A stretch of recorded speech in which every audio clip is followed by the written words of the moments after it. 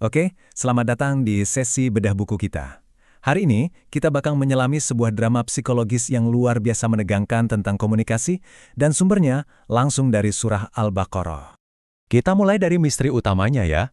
Bayangin deh, ada dua kubu. Buku panduan mereka itu 11-12, hampir identik. Tapi kok alih-alih akur, mereka malah terjebak dalam perang saling meniadakan, saling cancel sampai ke akar-akarnya? Aneh kan? Ini bukan sekedar debat kusir biasa loh. Ini adalah kasus penolakan total, di mana masing-masing pihak merasa paling benar. Dan Al-Quran memotret dinamika psikologis ini dengan sangat presisi. Yuk kita bongkar bareng-bareng. Nah ini dia biang kerok masalahnya dari ayat 113.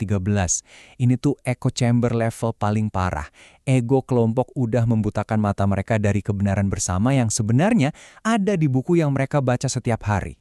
Yang menarik dari tabel ini adalah gimana kita bisa lihat anatomi kebuntuannya. Klaim dari masing-masing pihak itu bukan cuma sekedar hinaan ya, tapi sebuah manuver untuk memutus hubungan teologis, bahkan sampai mengingkari akar sejarah mereka sendiri. Kacau kan?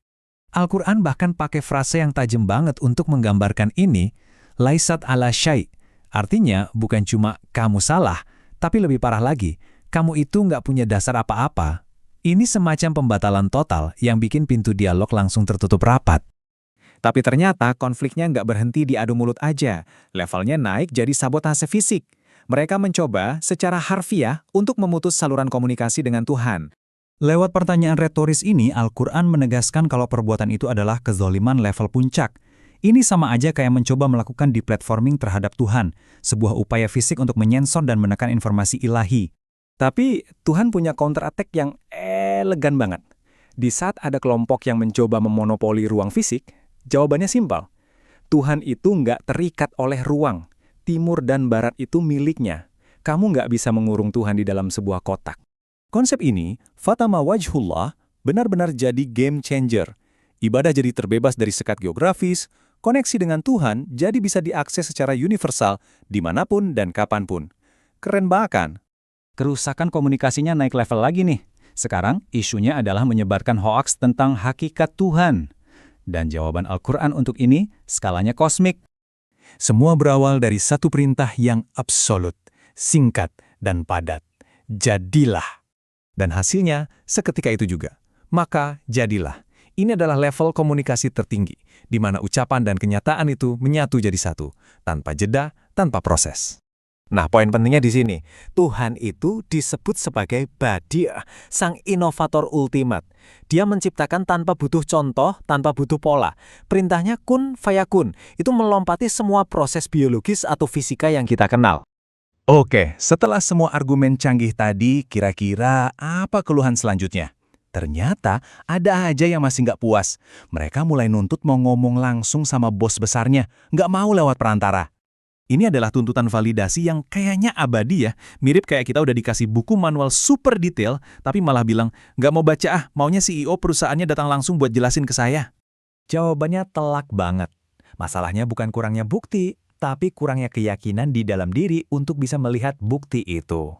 Ibaratnya kayak orang yang sibuk pakai mikroskop buat cari bukti adanya matahari, padahal di atas kepalanya udah ada matahari segede gaban. Nah, disinilah plot twistnya. Siap-siap ya. Tepat ketika kita berpikir semua ini adalah tentang konflik eksternal, antar kelompok, antara manusia dan nabi, ayat-ayat terakhir justru mengungkap akar masalah yang sesungguhnya. Pertama, Al-Quran mengakui adanya tekanan sosial yang super kuat. Ada semacam paksaan untuk ikut-ikutan, untuk konform. Seolah-olah satu-satunya cara biar hidup tenang ya dengan mengikuti cara hidup atau milah kelompok lain. Tapi ternyata itu semua cuma pengalihan isu. Solusi pamungkasnya bukan argumen baru atau strategi politik.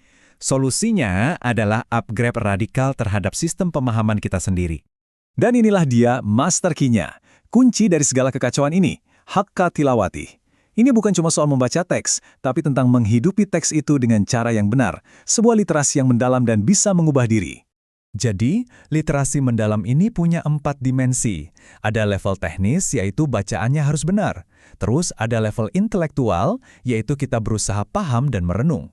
Lalu level praktis, di mana ajarannya kita terapkan. Dan terakhir, level spiritual, di mana bacaan itu menguatkan iman kita. Ini adalah proses yang utuh. Dan ini membawa kita pada sebuah perenungan akhir.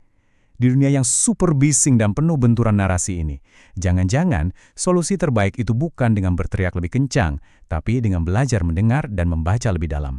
Gimana? Seru kan pembahasannya? Kalau kamu ngerasa dapat sesuatu yang baru dari sini, yuk gabung di channel belajar kita. Boleh banget loh di like, share, dan tinggalkan komentar tentang apa takeaway terbesar kamu hari ini. Jangan lupa subscribe biar nggak ketinggalan pembahasan seru lainnya.